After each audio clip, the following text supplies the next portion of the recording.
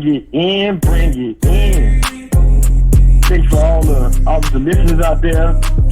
This is our 50th episode. And what better to start the 50th episode than with the one and only Randy Wade. Randy, how you doing? Man, I'm doing good, man. Hey, it's our 49th episode, but our 50th podcast, man. So we 50 in, bro. You know what I'm saying? We 50 in. 50 in. We're real close to 10,000 views on all of our episodes, and it's a big thing, man. Yeah, it's really big, man. Now, I know when we first started, man, the podcast with us first started off with you doing a podcast with me about recruiting with my son, Jaquez. Mm-hmm. So I'm calling you every week, talking to you 5-10 minutes, hour. There we go every week about, what to expect from the recruiting process. And you was like, Frank, man, how about let's just be a blessing to other people and get the information out. And we've been doing that, the 49th episode is trying to be a blessing to other people and give them another way to look at things and what to look forward to when it comes to recruiting, So, it's a blessing being with you, brother. Yes, sir. Hopefully, we're going to get 50,000 more, bro. Hopefully, we get 50,000 more, man. But this was going to be kind of special, man, with you having an idea to, to kind of interview me. Because I guess I never had told my story. You know how I am, bro. I know. So, we're going to start it off now. You ready? All right, I'm ready, bro. All right, here we go. So, Randy, man, just like we do every podcast, we like to get the history of the parents. Like, what did you do growing up? And then give us, with your children, what sports they played growing up. And right now, all eyes are on Shaun. So let's go details of how he started. Like, what got him started? Okay, all right. So with me, I was in the Navy. You know what I'm saying? So I was in the Navy, and we were stationed in Italy. I had my daughter, Serenity, at the time. And we ended up being in 3 places at 3 different times. We had Shaun and Latrell in Montgomery, and then that's my middle school kids. And we had my wife and my daughter in Italy, and I was deployed at the time. I was all everywhere, man. So Shaun first got his first start in Montgomery, Alabama, man, and I wasn't there, but I remember him. People telling me that he was coming to practice to play football for the first time. And he had on like a whole bunch of wristbands, man, headband. He looked like a robot, man. And so he was kind of in like a place, kind of like the projects, bro. So like the coaches and stuff, they was like really not thinking he was gonna be all like that. But he showed them something different, man. He really, really played good. But before that, we did start. We did his first starts were basketball, soccer, and flag football overseas. It was kind of like a YMCA type thing, and okay. So that was kind of interesting too. So that was real young. So that was like 5, 6-ish, 7-ish, somewhere around there. And he did start with that. They moved to Montgomery. So after moving from Montgomery to all of us getting back together in Jacksonville, I found out Shaun was decent at playing sports. Never thought he'd be the person he is today. I was just giving him the opportunity that I didn't have. You know what I'm saying? Because when I was in school, I could never pass. I always made 2 Fs, so I could never play. It was kind of crazy. So I was determined to say my boys are gonna, do better, do both, do better in school and play. So coming out of Jacksonville, the biggest thing I did is I found a home close to the base, and I immediately started asking everybody, who's the best football park around, and that ended up leading me to Sweetwater. You know what I'm saying? So you know how that works. Okay. Yeah, I know how that works. So you had Latrell and Shaun at Sweetwater playing part 1 of football there. Mm-hmm. Now, a question I have for you. We had so many conversations and talks, man, but like I kind of felt like you were leaning towards basketball for Shaun initially, correct? Oh yeah, definitely. So we found Sweetwater. Then after that, I tried to find the best place for Shaun to play other than, I know he was coming up on middle school eventually. I tried to find the best places for him to play. So what I did was, Shaun was a really, really good basketball player, football player too. And he played in Alabama, he played baseball also. So I looked up the top schools in the area. I looked up the top AAU programs in the area, and I found AAU program called the Jacksonville. We had the Jacksonville Warriors, And then we had I could not think of their name, man. Coach B ain't gonna kill me, man. Dog, I can't think of their name. But it's two programs we had. And basically, Shaun would play one AAU program in the school year and the other AAU program in the AAU time. So he would switch up between those. And we kind of just went with that for a little bit. And then I found another gentleman that was young, real ingenuitive, and he wanted to start a better program that mixed some of the better kids in North Florida. And that's when we went to the North Florida Spartans with Coach Ben. Okay. And so we did that. We did that for a while. Shaun got into the middle school ranks, and we ended up playing Providence, one of the top schools in Jacksonville as far as basketball. So what I did was I filmed that game, and Shaun had a hell of a game. It's still on YouTube right now. I filmed that game, and I found out who the best kid in Florida was. I just went and looked up the best kid in Florida because I was hearing things about AAU Nationals. AAU Nationals where the best players go. So the North Florida Spartans wasn't really going to AAU Nationals at that time. So I took Shaun to one of the top teams in Florida that was in Fort Lauderdale for a tryout. I called the coach over the phone. I said, hey, man, this is Shaun's YouTube tape. Check him out or whatever. He checked him out. We drove all the way down to Fort Lauderdale. He tried out with the kids, and him and a kid called Jeffrey Prophet got together. And shortly after that, Shaun was ranked 30th in the nation in basketball. Wow. At a very, very young age. Yeah, at a very, very young age. So that's kind of how that started. All right, that's good to know that. Now, when it came to choosing a high school, what made you all, I know a lot of parents ask, when their kids are in middle school, how did you choose Trinity over any other opportunities, if there were any other opportunities?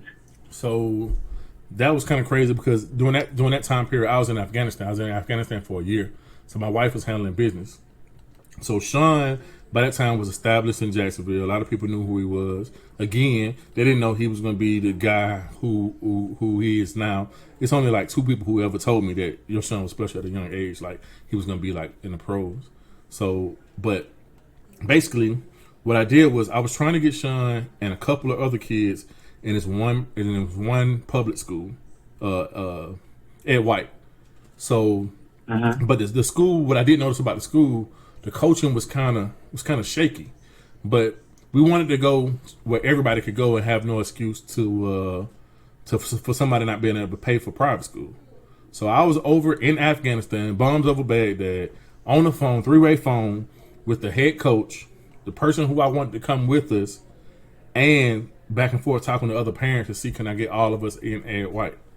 And I was trying to tell him the thing about it back then was, Sweetwater was the bomb, and Ed White is, 5 miles from Sweetwater, if that.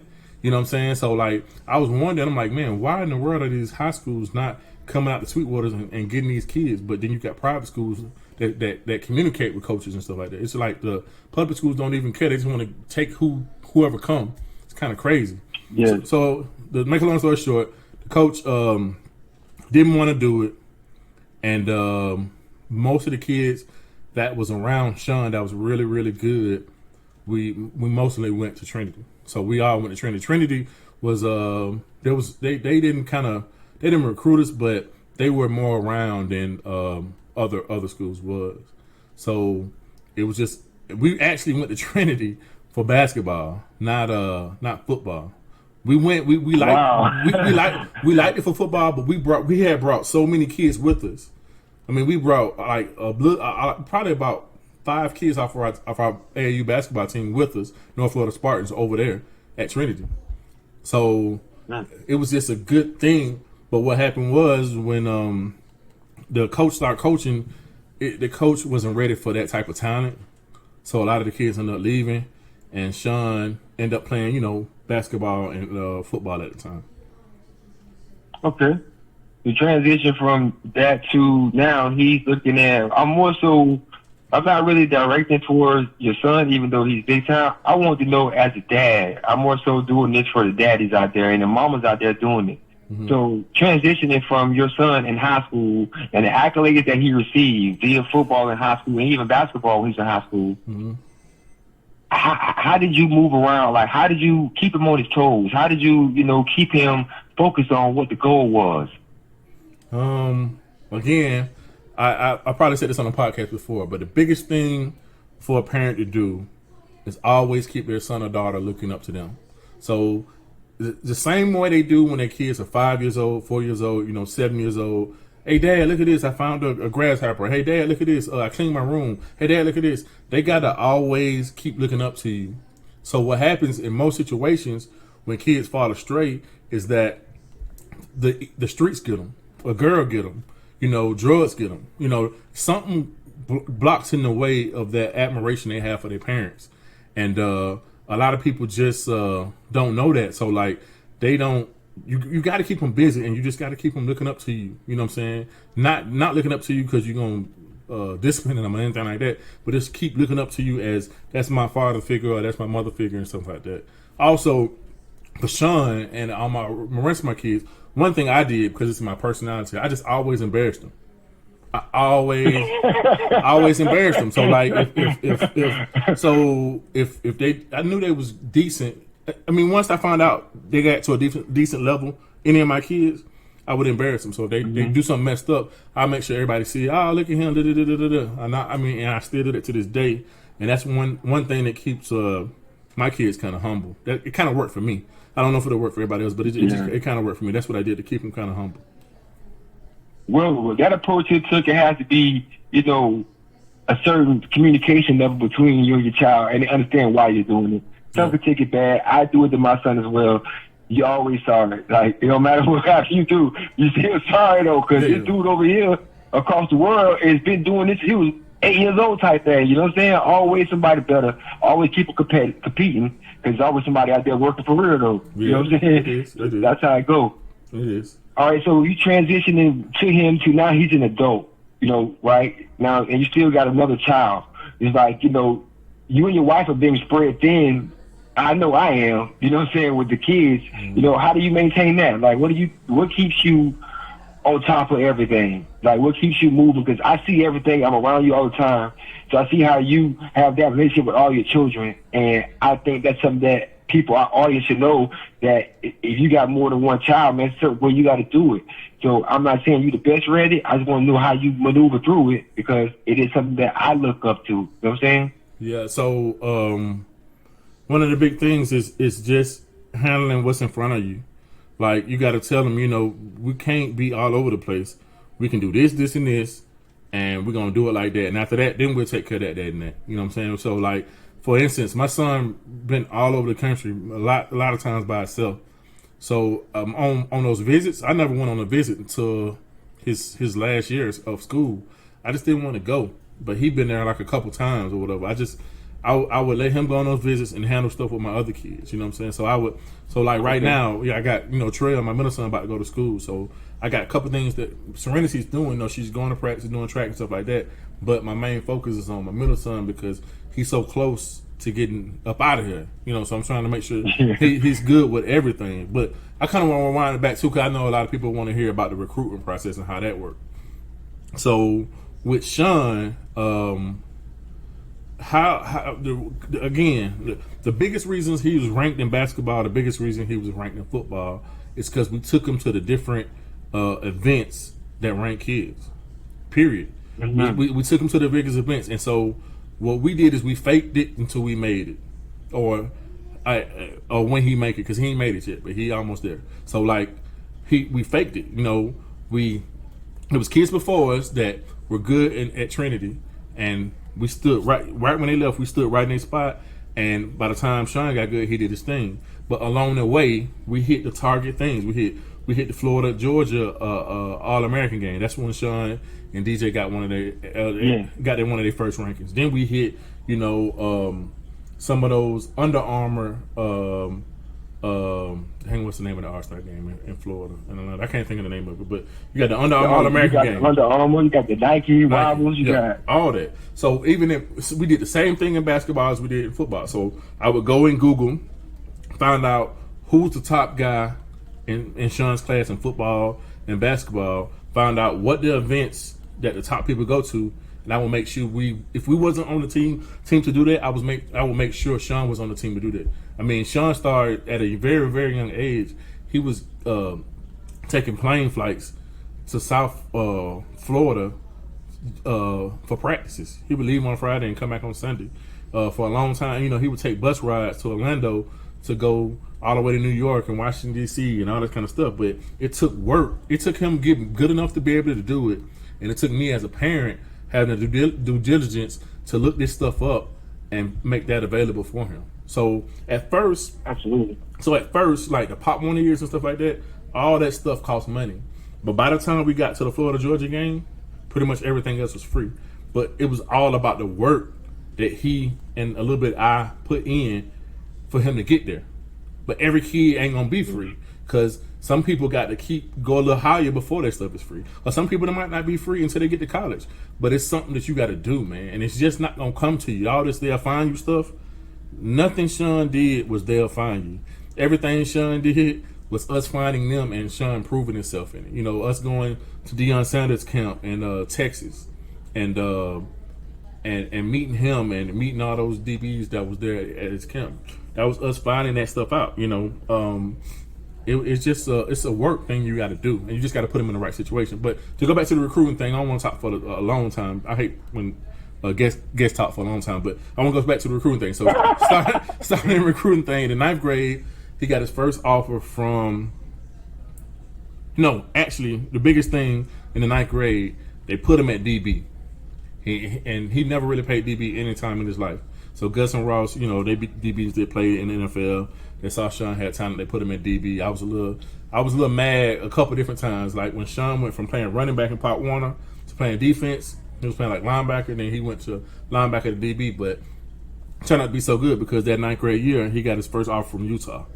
And the offers and stuff just kept coming because he was at a good football school. So when that was going on, Shaun was still really good in basketball. But later on, 9th, 10th grade, he decided to kind of not stop playing basketball, but stop practicing basketball as much and just playing in the summer. So he was playing with elite talents like Kevin Knox, Emmett Williams, a lot of high major D1 guys. And he just did his thing in the summer in basketball to give himself a break from football, but stayed on football because he was getting major offers. So first time Ohio State came to see him, they was actually just coming to see what's the dude we was going to interview, bro, from Stanford? Ben Edwards. Ben Edwards. So I think Ben Edwards was committed to Ohio State, back in, I think like in 2015 or something like that. And he ended up switching over to Stanford. And that's when the relationship was first built from Coach Hinton to watching Shaun. I remember Coach Hinton was watching Shaun in the game, and the coach was talking to him. I was like, dang, that's a Ohio State coach. I didn't even know what he coached. But the very next play, the dude did a bomb on Shaun. Some dude did a bomb on him, made Shaun flip. He flipped, but the dude caught the ball. And I was like, man, they ain't finna offer us or whatever. So one of the biggest frustrations I had during the recruiting process was that because we was at a tough school with a lot of high major talent, was that I ain't felt like Shaun was able to get his chance. Like I felt like he had to wait so long to get his chance. It just pissed me off. But I made sure we was patient, and we and the thing about it, Shaun said when he wasn't playing, he was studying the people in front of him. So when his time comes, he was going to be ready. So I keep going with real talk, bro. Yeah, I keep on that level right there. That's what Shaun told my son when he was in 9th grade. He was like, man, you might not be getting in like that, man. Watch me. Watch what I do. Because you're going to be in the same defense. Watch what I do. He told Fred, Miles, and Jacques, hey, man, y'all watch me. Watch what I'm doing. That's how you learn what not to do. Like, that's how I first, okay, yeah, Shaun, that dude, I fell in love with your son. Mm-hmm. And then I met you and fell in love with the family because he looked out for my son. And you always have, too. But go ahead, brother. Yeah. I just want to put that in there. Yeah, you good. So, after that, all the offers kept coming, all the camps and all that kind of stuff. It got to the point where, Shaun, he really didn't have a lot of time to do stuff. But what people don't realize is he was the kind of kid that would come to practice, come home, go to basketball practice, then come home, eat, do like 30 minutes of homework, take a bath, set his alarm clock for 3 o'clock in the morning, and then finish his homework in the morning. You know what I'm saying? And he might even have a workout in the morning sometimes. But with those different sports, there was a lot of things to do, and it kept him busy. But it gave him the work ethic that I think he needed going on that next level, and he still needed more. It turns out, you know, that's what Urban Meyer said at one point in time. So he was working that hard, and he still needed more. And I was listening to a kid, man, Mickey Williams, bro. He like the #1 kid, he ranked like the #3 kid in the class of 2023. But he like really the #1 kid in the class 2023 or whatever. And the one thing I can remember that he said, man, is just the work and the effort that he put in. He said when you're trying to be a special athlete, bro, it's like you can't do other things. You ain't got time for video games sometimes. You ain't got time for girls. You ain't got time for hanging out with the fellas. It's a sacrifice that got to be made, man, and that's what people just don't understand, bro. Everybody want to be, you know, Instagram famous, but that fame gonna come with just doing your thing and grinding. And so I just don't think a lot of kids and a lot of parents understand the work ethic. If they going home and they playing video games instead of practicing or watching film or something like that, I don't know how that's gonna work, man. How it's gonna work. Yeah, like that's what I learned, and what I know now is that you have to sacrifice something to be great. You have to sacrifice something. Yeah. You choose what it is, obviously, but you have to sacrifice something if being one of the best people ever do this is in your goals. Yeah, you have to sacrifice something. That's in life, period. You got to sacrifice going out to homeboys, but you still got to get up in the morning, go to work. You got to sacrifice that. Yeah. And take your butt to business, you know what I'm saying? Yeah. Like, that's reality. And so one of the things that people wanted to know a lot was like the seriousness of Shaun actually going to Alabama. Like if you ask him or his, I was gonna ask you that question, boy. So if you ask him and his mama right now, they'll say nah, it wasn't no serious. But I think he was turning for a minute. I think the fact that kind of I wasn't happy with the conversation that me and Saban had, but I mean I respect the hell out of him now because he was actually just telling the truth. He wasn't faking. You know, like one thing that kind of frustrated me, like I talked to him at the house. You know, first thing he said, you know, your son gonna redshirt. You know, he gonna be this and that. And then we went up on our official visit or visit. We just went up on a visit. He sat us down and he grabbed his paper and he was kind of reading from this paper. Like I couldn't call him directly on the phone and stuff like that. That kind of stuff. I was like, man, I don't know about this. But what actually he was doing, he was really just showing you the real person that he is, regardless. So some of that stuff that he does, other coaches do that, but they do it after your kid get there. So he was just telling the truth and being real, and I took that as a sign of disrespect. That's kind of stupid, but I mean I'm not nobody. But like I feel you though.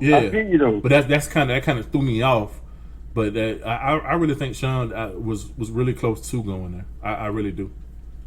I really like do. really close. Yeah. And then I think he changed his mind a couple times about the different schools. Because you gotta think when you're like your son and my son, when you're able to go to almost any school you want to, you know what I'm saying? Like when we went to Notre Dame, that was a special situation as far as the academics and stuff like that. So when we was going to Notre Dame, we wasn't thinking about no NFL. We thinking about the opportunity to get a Notre Dame degree.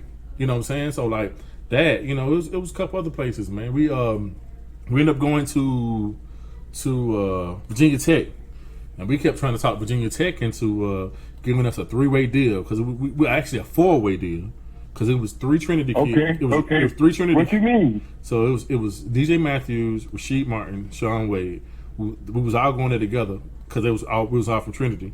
And then we told him if he was able to get DeAndre Johnson in there, because that's when DeAndre got into that trouble at Florida State, that we would sign right then and there. And he didn't do it. I think he would regret that. But it's just like just a lot of things happen, man. A lot of things happen. And it was a learning experience, and that's why, you know, we created this podcast, because it's so much stuff that you do not know that goes on behind the scenes, you know. And the thing is, they know everything. We don't know nothing because your first time doing it, man. It's just really frustrating. Really frustrating. It's admirable because all these big time people talk to you, but when you really break it down, the only reason they talk to you because your son is special or your daughter is special, and they're gonna put money in their pocket. You know, I mean, not to say that they don't love them, but they're just gonna put money in their pocket, man. And it's a business deal. Everything is business, business. Everything, all of it, and it needs to be treated that way. And you can't take nothing to heart or for granted or none of that stuff, because it's just a business, man. It's something you got to get over, man. Like I used to get into arguments with Coach Myers, man, getting arguments to the point where we had to get out the phone. You know what I'm saying? We had one of them. We had one argument we got in. We had to get out the phone, man. It was about Michigan, about me going to visit Michigan. And I'm like, you know, I'm his daddy, bro. You can't tell me this and this, you know. And you know, he talking to me, I'm talking to him. And I had to go get some advice from other parents across the country and friends. And it was like, man, you can go on these trips, man, but I just don't know if I would go to Michigan. And I don't care nothing about that. You know what I'm saying? I don't care nothing about that. So, because you know, Clemson doesn't like their players to go anywhere. So I had talked to everybody and Ben told him, hey, we going to visit places, bro. We finna enjoy this. We finna eat this steak, filet mignon, all of that, bro. We finna enjoy that because at the end of the day, all this stuff is gone. You know what I'm saying? So, like, if they're going to threaten me to say, if you go, we ain't want you, well, you ain't want us from the get-go. You want us to get up. I see when it's 0:30 and it's time to commit and stuff like that. But when this stuff open up, man, you got to enjoy this stuff, because even not for the food or anything, it's even just going to see these different stadiums, man, and these different rivalries. Man, that's once in a lifetime. It's millionaires who ain't done some of that stuff. Which is true, man. And you're totally right about that. I hope all the parents and the kids who are going through the process right now understands that you're going to get this chance again to go visit colleges, go to different restaurants, different cities, different states, for free, because you put the work in to get this opportunity. So if a college that Wendy went through it, and I did too, you know what I'm saying, that tell you that you can't do this, you can't do that, then that's where you need to start thinking about what you're doing. Because what they care about, numbers, what they care about you and the kid, being a child, and a parent, you know what I'm saying, understanding what this process is all about. Yeah. So you did right about that, man. Yeah, man. You got to really look into that, man. Got to really look into that, man.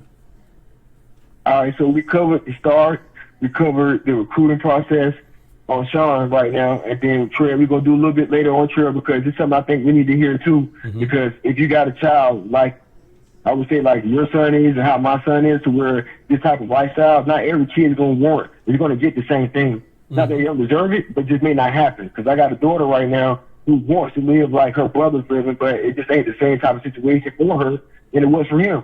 You know what I'm saying? And that understanding. But right now, as a dad, I want to know, boy, I know you've seen the media, and I know you can put it up in the air or second guess it. But then son of your first round pick, man, how that feel? How that feel? It feel nervous, bro, because like I said, that's 290 some days away, bro. Like anything can happen. So now you got to make sure everything's in. Huh? What's that? I said that's true. Anything can happen, so, but in the same sense, I understand that you and Shaun, dog, y'all killing me being so humble. Bro, you can't celebrate until it happened, bro. Anything can happen. No, it's not really celebrating. It's enjoying the moment you're in. Yeah, I got you, but how that moment you're in right now feels. Ain't no moment, bro. Ain't no moment, bro. His class already left already. We behind. You know what I'm saying? That's how I look at it. His class already. Yeah, I'm just different. Hard, don't get me wrong. I go and read every write up. I go and look at the negative and the positive stuff. But at the end of the day, bro, like you can ask him. I seen him literature and everything about the things he needs to work on as far as a person, being a person that's gonna have money. Just every day, I talk to him about just the things he gonna have to do, because when it comes, it's gonna come fast, bro. Bam. And you're going to have all this money in your pocket, and you're going to have all these people just jawing at you, bro. I made him watch the Michael Vick story. We watched Romeo Robinson. Like, all those stories, man, money don't solve everything, man. It's a lot of people who mess up, and fame mess up. And it's a lot of people that change. And it might not be Shaun. It might be me. It might be my wife. It might be my sons or my daughter or something. So I'm trying to get this conversation out there and keep us humble and learn from other people's mistakes, like I tell everybody doing the podcast. The same concept, the same thing. Same thing, man. So it's good. I'm excited, but I'm watching left and right, bro. Just like you driving, bro, and you see the road, and you see same thing you told me when I first met you, and we quote this all the time, man. You gotta be where your feet are. Yeah. Right. Yeah. So that I understand, and I understand that. You always told me that. I just want to get that out there again so people can hear exactly it coming from somebody that says it all the time. But now it's pointed towards him, how he really reacts to it, and this is real Randy right here. Ain't none of that other stuff, man. This is really how he talks. Whenever my son got to Trinity, he's talking the same way my son freshman year that he is talking today. Yeah. So this is the process for everybody to go through. Parents, children, it's y'all process that we try to help y'all, teach y'all to go through. You can find what you are in and go from there, but just know everything is different. Mm-hmm. Now I want to get down to my homeboy Hollywood. Okay. So how was the process with Shaun with this way? How's the process with Latrell? Like Latrell? How's the process with him going? All right, so Trail was different because Trail wasn't good. Trail wasn't the thing about Trail. And everything I talk about, I got it on YouTube. So like you can see the progressions of all my kids and everything they do on YouTube. So Trail wasn't good until like 7th, 8th grade, his last year of Pop Warner. So Shaun started being good early, known early. You know what I'm saying? So I didn't want to I put a lot of pressure on Shaun as a young child to be disciplined and be a certain way instead of letting him grow into things. So with Trail, I just kind of let him grow into things. The thing that made Trail kind of was in Pop Warner, he was so much bigger that he always had to play up. And so even when he played up, we always had to lose weight. So me and him bonded because I changed weight all the time. He had to lose weight, so we used to work out together. We used to go in the bathroom, turn on the sauna, do jumping jacks, sit up, push ups, stuff like that. Get up at 4, 5 in the morning, go on base at the military, work out and do stuff. So we kind of bonded with that. So that was his struggle. So he always wanted to be like, because Shaun got a lot of friends that's D1 players, that's like brothers to both of them. You know what I'm saying? So he always wanted to be like his brothers. So what made Trail change around was his 7th grade, 8th grade year. He played Pop Warner, and he just really decided to be him. Because like he even wanted to play quarterback at one point in time, and he's not a quarterback. So he decided to be him, man. And also we talked about it. We was like, look, Trail, you this size right now. Now if Trail has always played defense, offensive line, and we was like, we're going to either make a decision, we're going to get real, real big and real strong, real wide, play defense off the line, but your height might not coincide with that. Or we can get smaller and get up off our hands and get out, linebacker, halfback, some safety stuff and stuff like that. So, like, Trail decided that, that 7th, 8th grade year, even though he was always playing offensive line, defensive line, he was tuning his body to lose weight and get more trim. So when going to Trinity, he was one of the only players. It's a handful of players that started in the 9th grade, and Trail was one of them players. He never played JV at Trinity.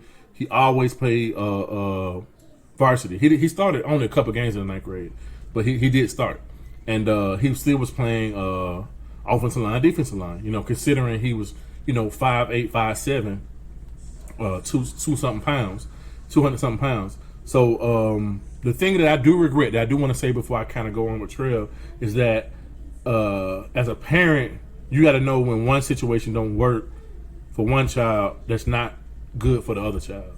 So, and I'll give you an example. As I was shopping Trail around this last year at different schools, the schools was like, cool, he look like a doggone superstar, but the film I see is not the position he gonna play for me. So if you can't give me that film, I can't give him this full scholarship.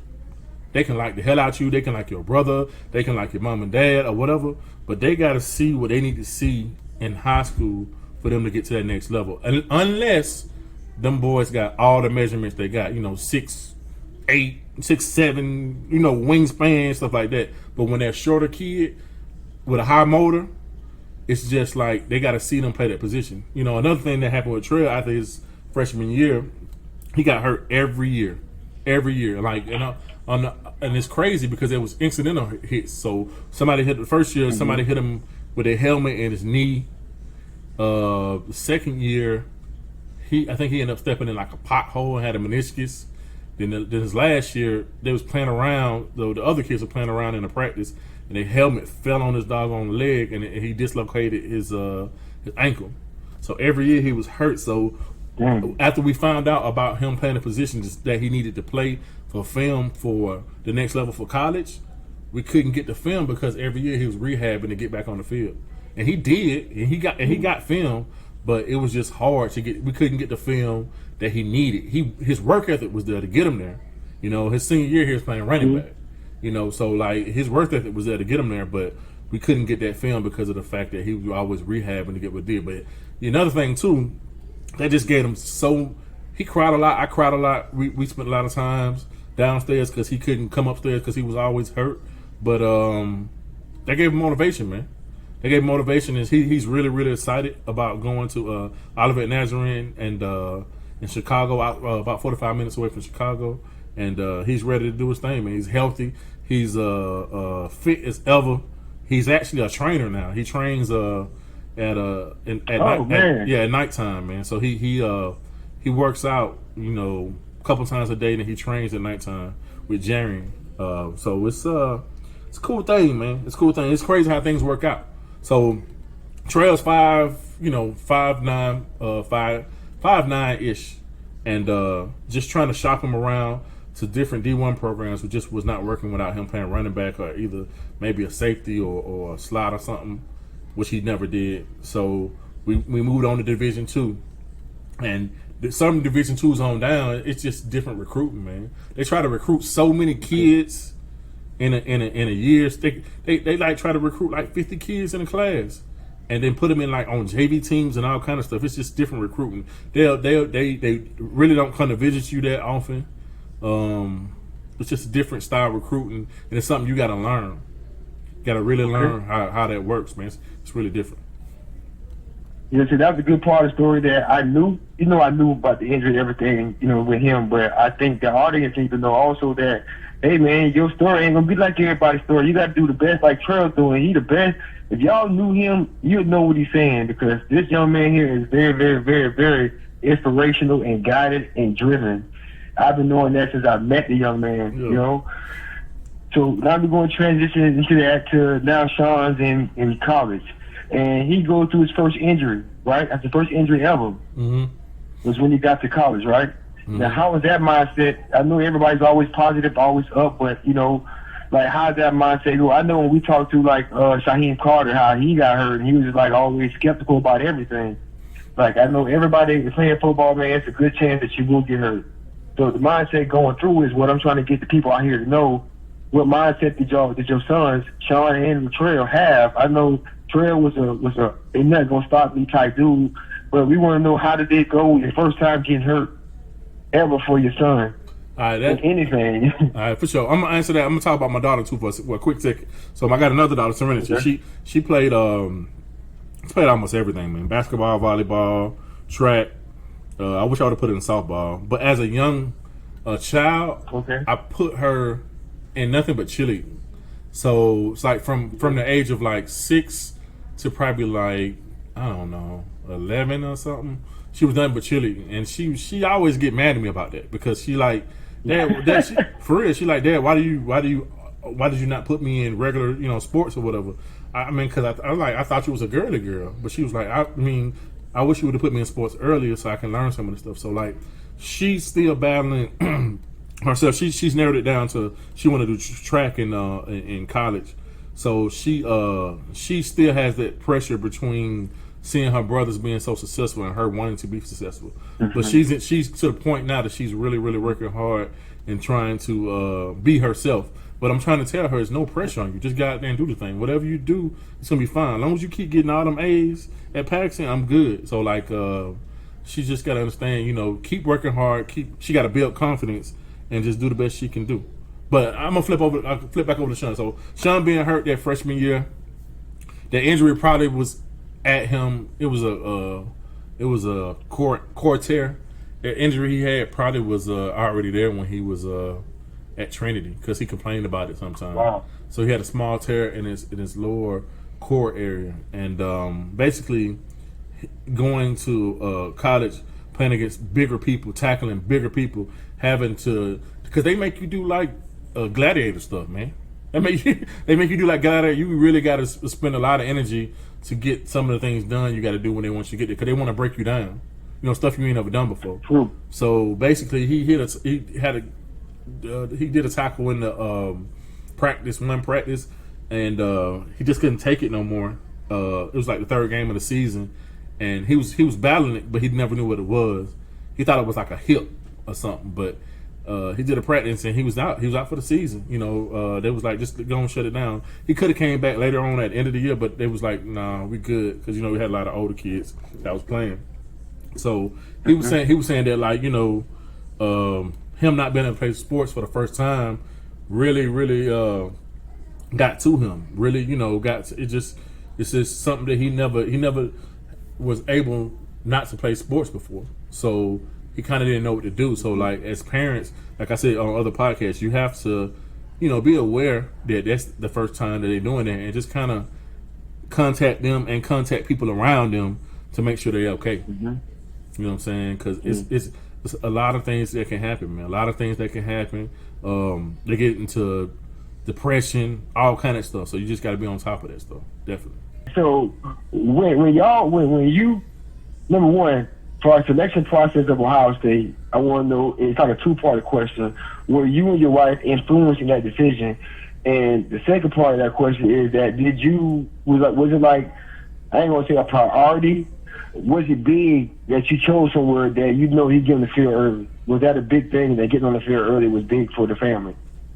No, it really wasn't about getting on the field early, but it is about the depth chart.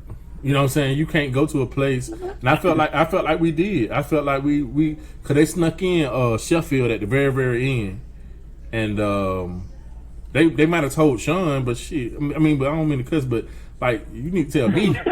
You should have told me. You know what I'm saying? Like, Shaun should have told me. Yeah. They might have told Shaun, but I'm pretty sure they didn't tell me. But they snuck in Sheffield at the very, very end, so that was another spot that was taken up to where Shaun couldn't play till later on. So if Shaun would have been on the outside, we all feel that if Shaun would have been on the outside this last year, he'd been in the NFL right now. You know what I'm saying? Thanks. So, like, you got to be careful with the overload of players, because, like, Shaun was good, and Shaun was different than Lakuta, and different than Arnett, and different than Sheffield, and of course different than what's the dude at the Bears? I mean, at the Browns.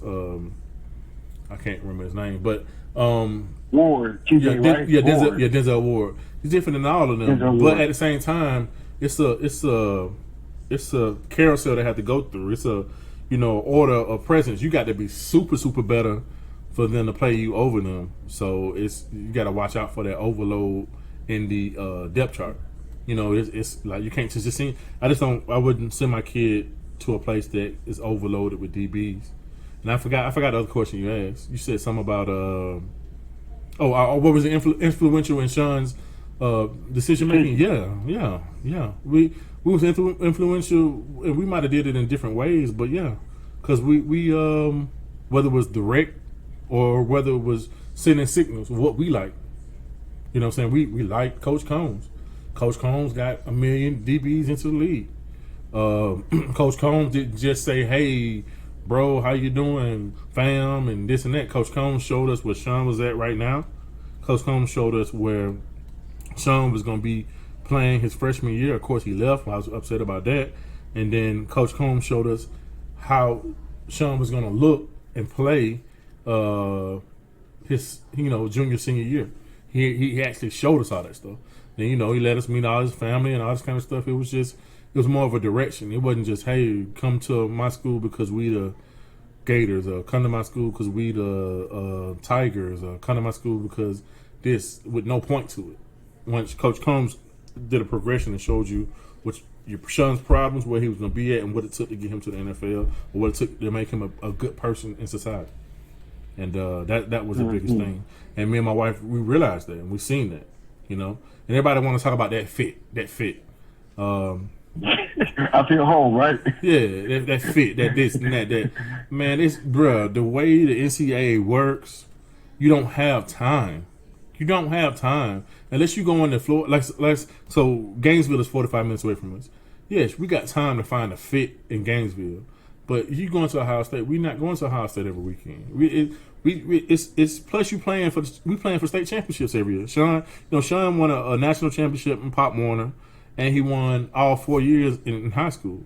So we busy doing that too. So they don't give you much time to get back and forth to these colleges to find that fit that everybody's talking about, or that comfortability in the game, and this is where I want to be. And no, you got to make a decision off what's best, what you feel is best for you. But at the same time, you're making a decision with all these people lying to you in your face. You know what I'm saying? It's hard. Very hard. Right. Yeah. Right. Yeah, so yeah, man. So we did a lot of podcasts and also talked a lot of parents, and some parents say they were very involved in their son's decisions. Some people say they don't get involved at all with their son's decisions. Most of the time, I just want you to hear. Most time that's the women, bro. Most time that's the women. But nah, some women do. Some women do. Nah, it's about even. You're right. Because I know some. I talked to some men that decided that's not what they want to be a part of because that's the son life. I understand that totally because I was almost there. Like, man, I hate the decision. I was almost there. Then I talked to you and you told me that. He's like, man, this is the biggest decision in his life. Yeah. Period. What you mean? You got to be involved in that. Yeah, they kids. They don't know. They don't know about nothing. They experience no life, and if you just sit back and let them make the decision. They don't. What they're making the decision based off of? What intelligent? If they're intelligent enough to know, the difference between this, that, A, B, and a C, and do all the homework and stuff like that, that's fine.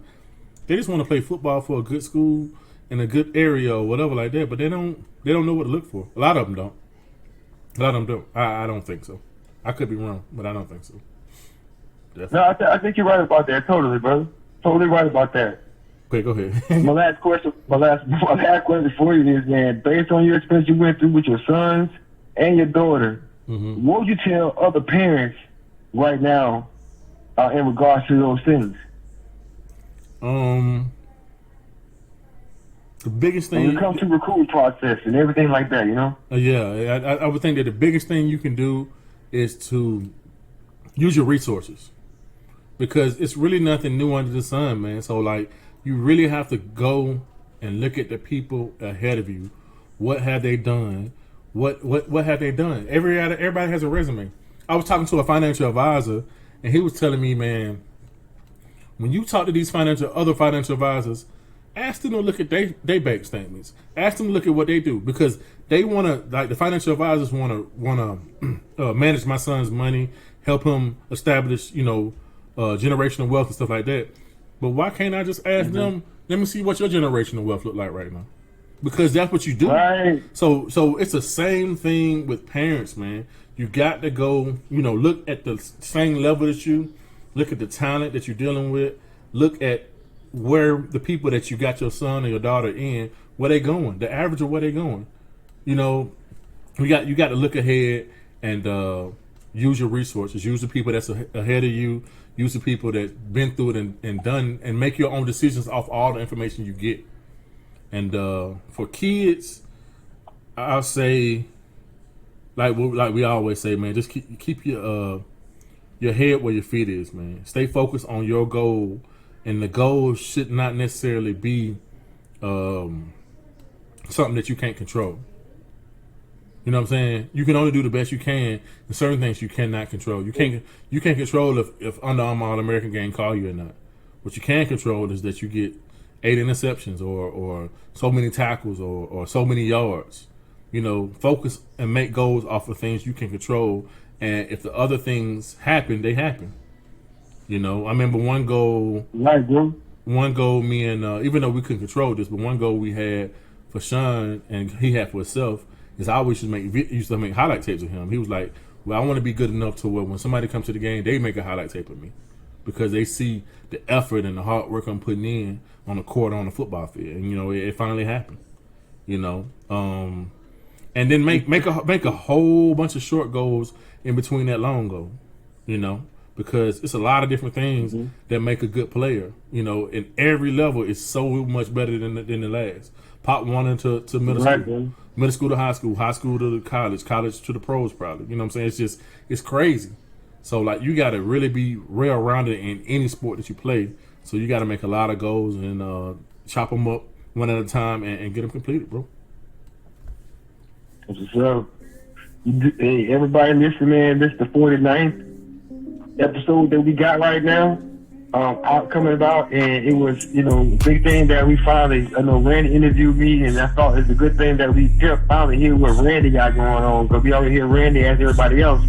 I thought it'd be good to hear what Randy got going on, because if y'all listen to this, man, you'll see that him and his family has a story from him being in Afghanistan, making moves with football here in America, shows you the dedication that this man had when it comes to his family. So if you don't understand that, maybe like me, I try to get like it the closest I can to it, because it's something that works. It's proven that the situation could be good not only for your kids, but for you. Because I know that he may not say it, but I know he feels good that his sons are going to college. Because, man, come on, man. His daughter going to college, like, I know he feel good. He should feel good. He should be proud of what he did, man. You know what I'm saying? Him and his wife really held it down. They're good people. You know what I'm saying? So I want, if y'all follow us we on Instagram, Twitter, Facebook, everything you can look at, even on YouTube right now. We got our podcast on the YouTube, so y'all can dog on there. YouTube, Daddy's Ball, everything Daddy's Ball. So just look at that, man, and log on and let us know how you feel and what you like and what you want to hear, and we'll go do it. We'll make it happen. Trust and believe that we'll make it happen. Thank y'all for everything, though. Oh yeah, get this episode, baby. Stay smooth.